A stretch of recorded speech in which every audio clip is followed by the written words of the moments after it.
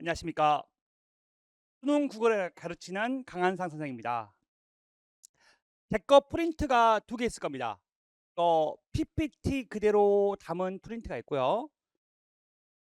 그 뒤에 보면은 제 거 교재 예시 프린트가 있습니다. 같이 보면서 들으시면 되겠습니다. 저는 애매한 수능 국어를 확신의 세계로 이끄는 게 제 목표예요. 자제분들 수능 국어 공부할 때 뭐가 제일 어렵나요? 도대체 국어는 어떻게 공부할지 모르겠다는 겁니다. 공부를 해도 점수가 안 나오고 안 해도 안 떨어집니다. 어떻게 하지? 이런 게 이제 고민이죠. 저에 대해서 이제 먼저 소개를 드리면 저는 이제 서울대랑 고려대에서 공부를 했고요. 그리고 주로 강남대성학원에서 수업을 했습니다. 학생들이 제 수업을 들으면 강남대성 학생들도 결국은 수능 국어에서 방향을 잘 못 잡고 있어요. 그런데 수업 듣고 나면 강한상 선생의 단과까지 듣고 따라오면 내가 수능 국어를 잘 맞을 수 있겠군라는 확신을 줍니다. 제가 20년 동안 한 3만 명의 학생을 가르쳤고요. 최상위부터 타오 등급 학생까지 어떻게 국어를 읽을지 제가 안내해 줍니다. 자, 올해 봤던 수능 간단하게 말씀드릴게요. 엄청 어려웠습니다. 그래서 얘기는 들으셨죠? 어려웠다고? 보시면 6평, 9평 수능이 있어요. 엄매를 기준으로 봤을 때 92, 87, 85까지 1등급 커트라인이 계속 떨어집니다. 제가 설명회 끝날 때마다, 평가원 끝날 때마다 설명을 했었는데 그때 이걸 안내했거든요. 왜냐? 그럼 이제 내후년이면 공통사회, 공통과학이래요. 그럼 결국 국어 수학에서 변별력을 확보해야 됩니다. 국어가 어렵게 나올 거고 자제분들이 시험을 보는 내년 수능도 국어는 이 정도 수준으로 나올 거라고 생각하시면 됩니다. 자, 뭐가 어려웠는지 볼까요? 하작, 엄매 합쳐가지고 복서가 어려웠고 그 다음에 하작과 엄매 선택 과목이 어려웠죠. 요 추세는 그대로 갈 거예요. 올해 나왔던 것처럼. 보시면 복서와 선택 과목에서 골고루 어려웠어요. 이게 올해 수능의 경향인데 학부모님들 관심은 지금 내년 수능 이게 목표잖아요. 그럼 내년에 어떻게 나올 것인가? 일단 방향성은 2026년 수능, 즉 올해 수능과 똑같이 나올 것이다. 한 1등급 85점 수준 이걸 생각하고 공부하면 됩니다. 다만 중요한 건 뭐냐면 올해 수능에서 독서와 선택이 어려웠는데 독서 선택만 하면 되나요? 아니에요.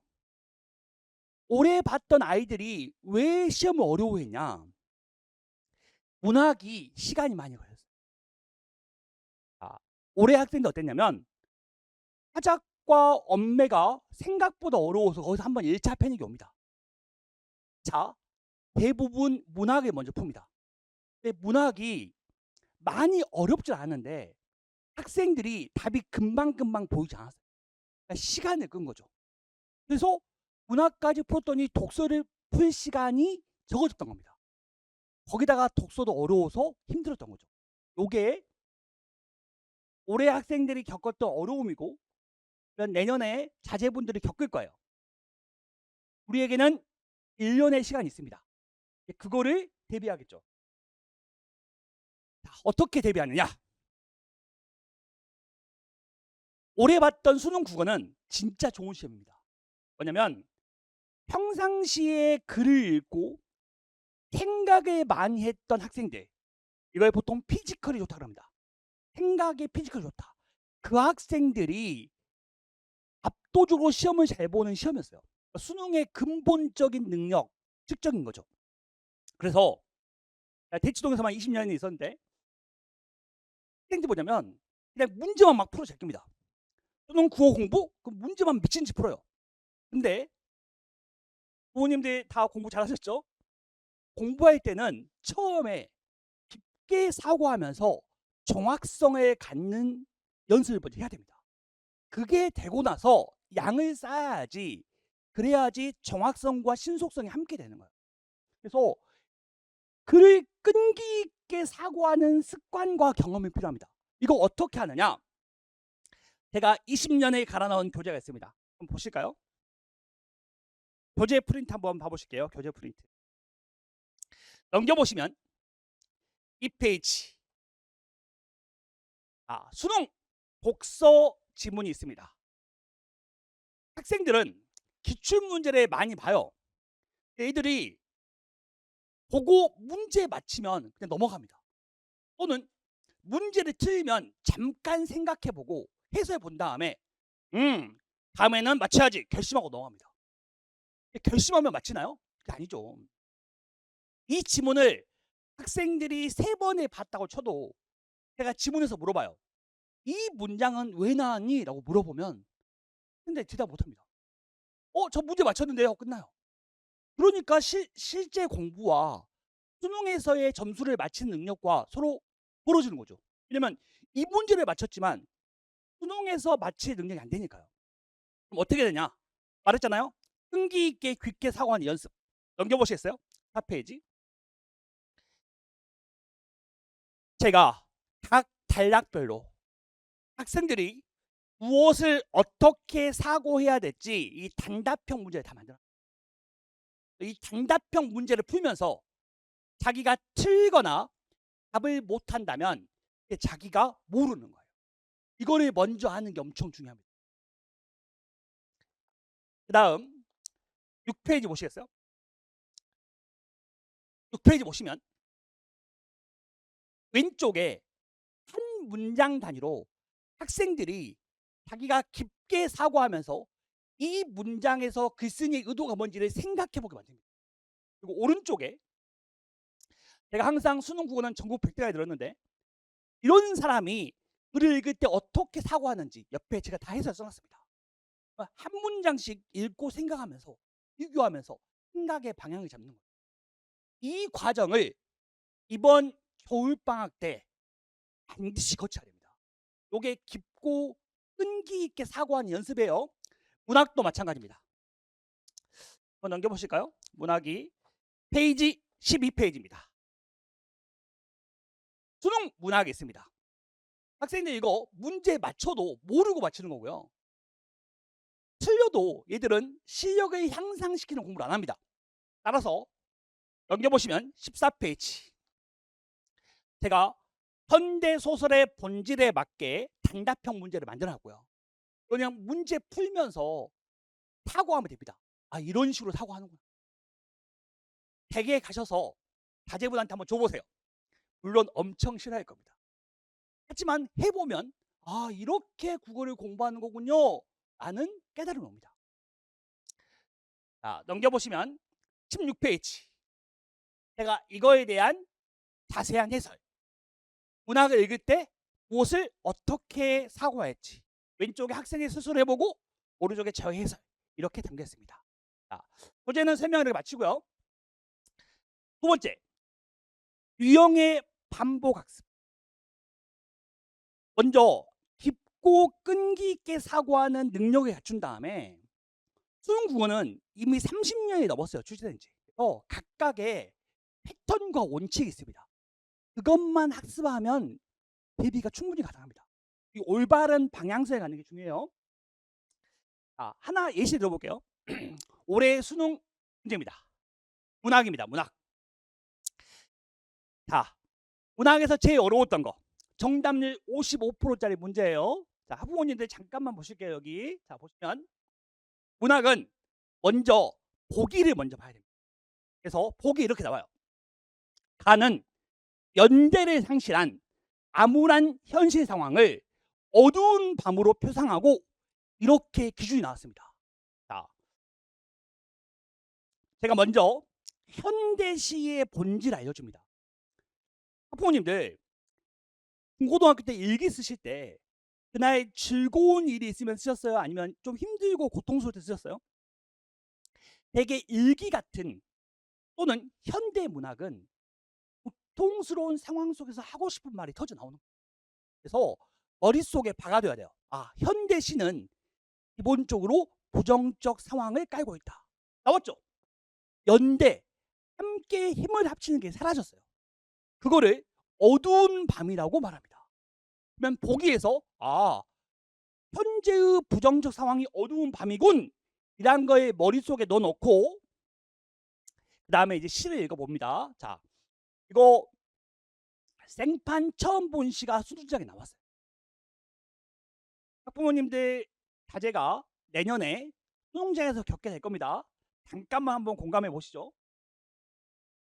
두고 온 것들이 빛나는 때가 있다. 두고 온 것은 뭐겠어요? 현재 어둠이니까 과거의 빛, 즉 연대를 했던 거죠. 지금 그게 두고 온 겁니다.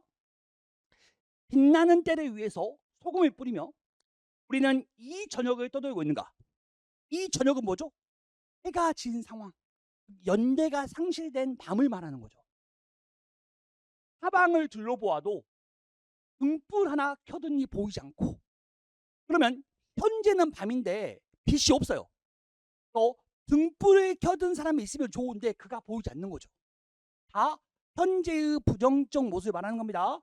이거를 연습해야 됩니다. 그냥 글자만 읽으면 절대 못 맞춰요. 현대시의 본질에 따라서 독해하는 연습이 돼야 됩니다.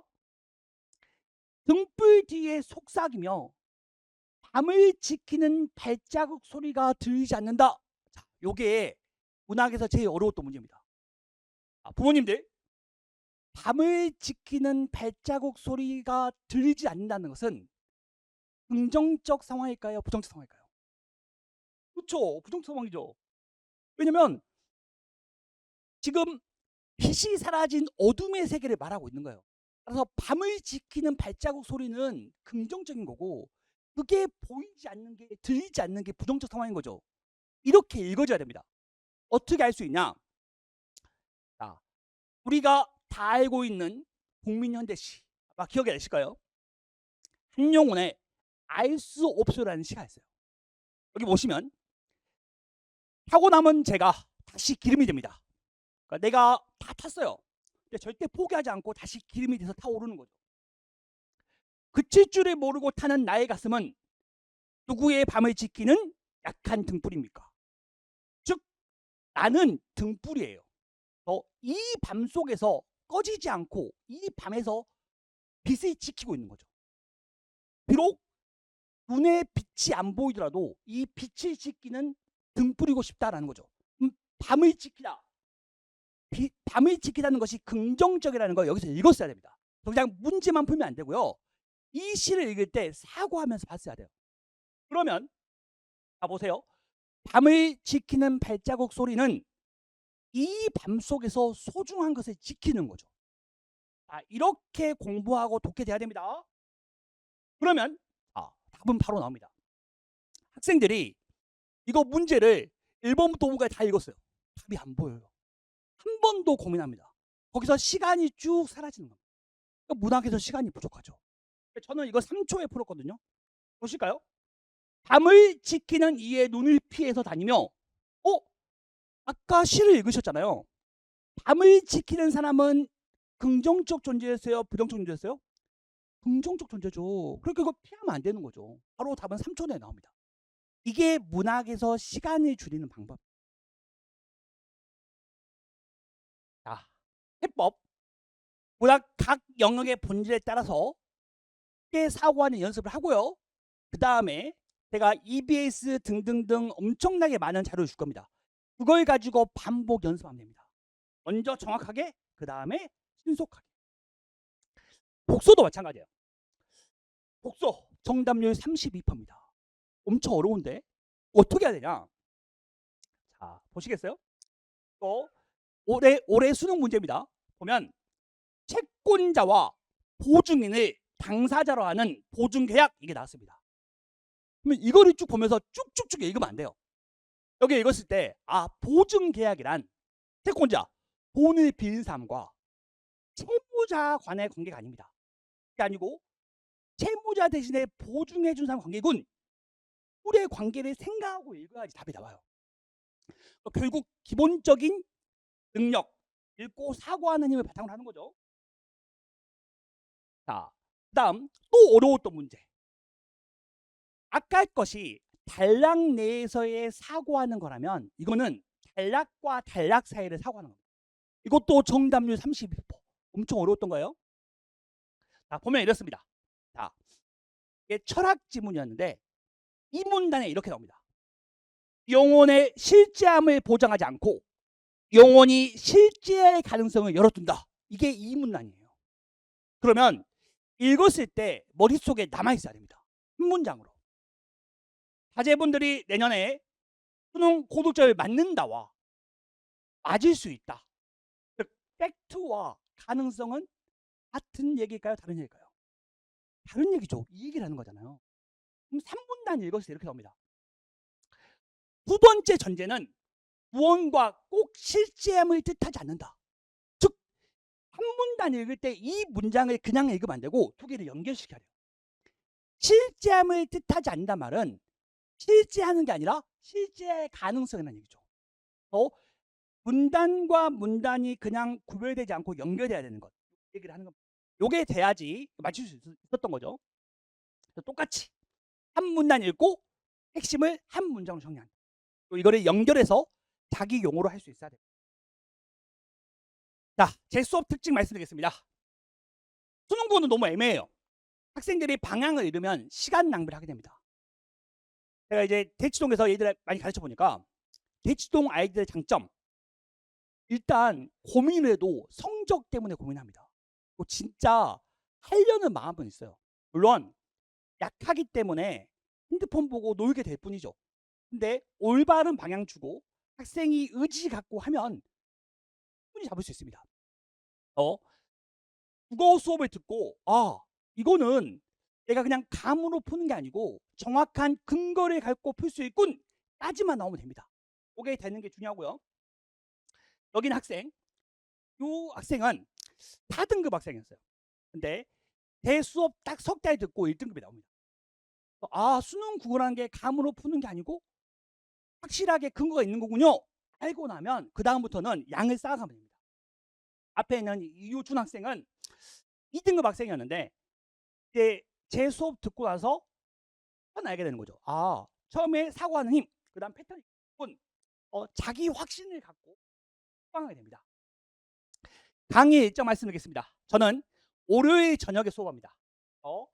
6시부터 9시 30분까지 12월 29일 개강하고요. 3시간 반 수업하고 제가 10시까지 30분 남잖아요. 그때 한 명 한 명 제가 다 상담해 줄 겁니다. 학생들 숙제 보고 네가 지금 부족한 부분이 이런 거고 방향성 이렇게 잡아야 돼. 제가 안내해 줄 겁니다. 맨 뒤에 제 핸드폰 번호 있습니다. 혹시 궁금하신 점, 상담하고 싶은 점이 있으면 연락 주시면 되겠습니다. 감사합니다.